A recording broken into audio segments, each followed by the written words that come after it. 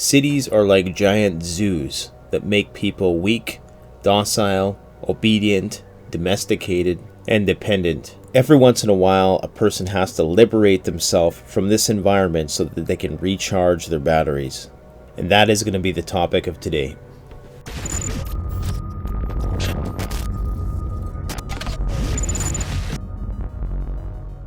Hi folks, Canadian Prepper here. So I've returned from my 5-day adventure with Survival Lily, and I tell you, if I could do that every day, I totally would. It's one of those things which is so reinvigorating to go out into the wilderness, and I swear when you come back to the city, you feel so much stronger. It reminded me of when I used to do tree planting. If you don't know anything about tree planting, I know it sounds like a bunch of hippies running through the forest and planting trees, which it is to an extent, but it's also gruelingly hard-ass work. Especially, I mean, you're out there working rain or shine, bugs. There was days which were so treacherous that in order to stay warm, you had to come back to the cache, which is where you kept your gear and your trees that you're planting, and you had to burn the box of trees that you just bagged up in order to stay warm, to keep your body warm. It was that crazy, and it was just mud, and when it wasn't mud and rain, it was bugs. It was hell. But I tell you, going and doing stuff like that makes me strong in a way that the one-dimensional exercise routines of the gym and even CrossFit, no matter how dynamic you try to make it, going out into the bush toughens you up in a way which nothing else can. And not only did I lose about 7 pounds throughout that trip, if not more, I felt so empowered, I felt healthier, I felt revitalized. And in Japan, they have this thing called nature bathing, where basically you just go out and you spend an hour or so in nature, around the trees, around the bugs, around the grass, the ground, that sort of thing. And that in itself, they believe, is something which is going to bring you health and longevity. And if you look at the Japanese lifespan, it is in the top 3 anyways of longevity of anybody else on the planet. It's the Japanese. And a part of that, of course, has to do with their low meat diet and their pescatarian, I believe that's what it's called, pescatarian diet, fish eating, but primarily vegetarian diet. But a lot of it also perhaps may have to do with this nature bathing thing.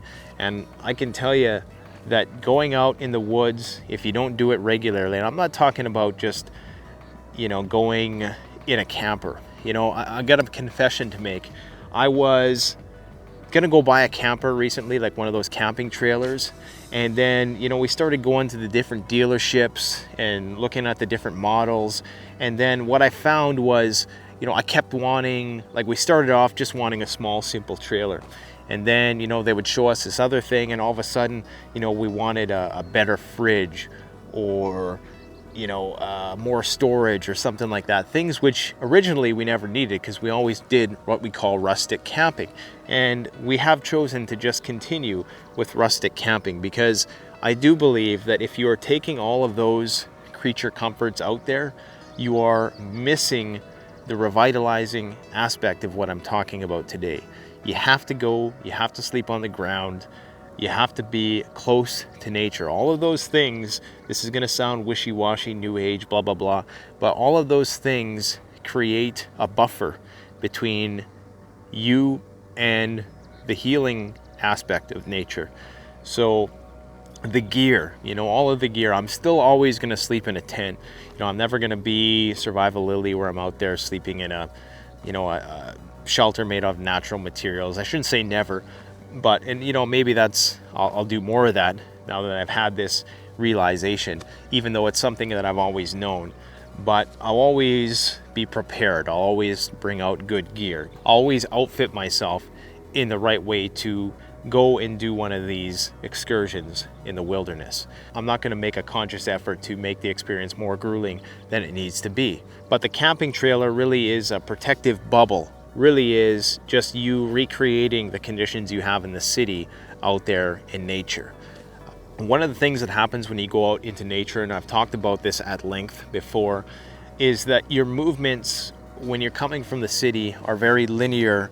They're bi-directional. You know, it's stop, it's go. Everything is in a straight line. Everything you do throughout the day has a script. It has a protocol, a procedure that you follow. It's linear. Yet when you go out into nature, everything takes a more organic flow to things. There's a more organic, rotund, circular flow to things. So the city, people act very linearly in terms of, you know, how they go about life. Whereas when you go into nature for a while, you become very random, like an animal. If you ever watch the behaviors of an animal, even though it's predictable in long enough timelines, their movements are quite erratic and they are unpredictable. They're very organic and free flowing. So it takes a few days, I think, to break out of that urban mold that we put ourselves in and to really just become a part of what's surrounding us. And I know Elliot Halse used to talk about what he called neurotic holding patterns. And a neurotic holding pattern is a self-imposed rigidity that we adapt so that we can function in society. Okay, it's a way of being, you know, that requires you to be prim and proper and respectable and well-mannered and all the rest, which are all good things, don't get me wrong, but it does go against our mammalian nature to act like that. But you get into the bush for a while and you start to roll with the punches a little more. You start to be a bit more free form in how you approach the world.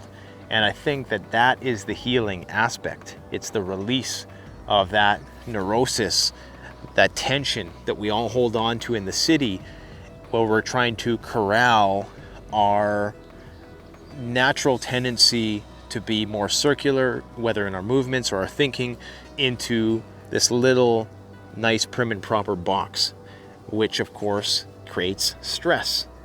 And there's a certain relief from stress when you go out into nature, even though it does suck sometimes when it's raining and, you know, the physical aspect of it.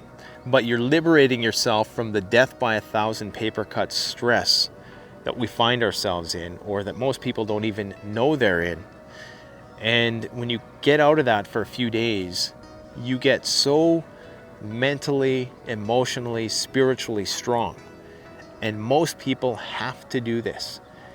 I'm not going to come on here and say that this is going to be the cure for disease or anything like that. You know, I can't say that, of course. I don't have any quantitative research to show that. But I can say that I personally, I don't know if it's placebo or what, I have had certain physical problems and I go out into nature for a while and they seem to be better when I get back. Now, like I say, I can't say with 100% certainty that's true. I can't say that's going to be the case for you. I'm not going to sit here and proclaim to, you know, have a miracle cure and it's just going out nature bathing. But for me, I at least feel better after I get back. There's a book called The Celestine Prophecy, which is mostly wishy-washy New Age nonsense. But they talk about how every life form has an energy source. And when you surround yourself with inorganic stuff, you become very disconnected from that which spawned you, the earth. Okay? So if you find yourself in a high-rise building and the closest living thing you have next to you is a goldfish or, you know, the fake plastic plants you bought from IKEA, then perhaps that's having some kind of effect on you. I don't know. I can't say for sure. But why is it that people have lawns? You know, why is it that people feel the need to put fake plants in their homes? It's because we know deep down that there's something about those objects which is good for us. Now, with the problem with a plastic thing is that it's not alive. The whole point of this book, The Celestine Prophecy, is that we have this connection to the organic world because we're all earthlings. We all spawned from a single progenitor millions and millions of years ago.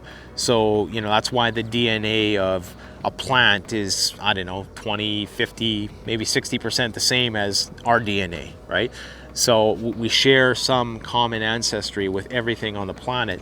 and to be in close proximity to that may have some positive effect. Now, all I'm saying with regards to the trailer and a lot of the gear, sometimes that creates that protective layer, what you think is a protective layer between you and nature. So it defeats the purpose that you're going out into nature to get out into nature, but you're layering up with, you know, the camping trailer and all the high-end appliances that are in these trailers nowadays. And then you keep wanting to step it up, step it up, step it up. You get a jet ski, you get a quad, you get a boat, you know, all these things that I personally want. I want these things, and I'm not here to criticize you if you have these things, okay? I understand that there is a time and place for these things, especially when our kids were really young. That would have came in very handy, and it still would today to some extent. But I just worry that there's a risk then that we're gonna lose the essential experience that we are chasing when we go to embark on a camping trip or something like that. If you're putting too many layers between you and nature, it defeats the purpose. You're just bringing the city and all of the death by 1,000 paper cut stressors with you out there. So let me know what you guys think about this thesis. Am I out to lunch with this? Is there something here to what I'm saying? I personally think there is, because I know from the experience working in tree planting throughout my 20s and doing this whole, you know, every so often camping excursions, always backcountry excursions. I always do backcountry. I hate going camping in typical camping grounds, but if that's all you can do, that's still better than nothing. But you really have to go into nature where people aren't to really get the full experience. Am I out to lunch here? Let me know in the comment section. Thanks for watching. Don't forget to like, comment, subscribe. The best way to support this YouTube channel is to support yourself by gearing up through CanadianPreparedness.com or BugoutRoll.ca. Premium quality gear at the best possible price using the incredibly secure and easy to use Shopify platform. We offer free shipping to the United States for orders over $200 USD and free shipping to Canada over $75. So support the channel by supporting yourself.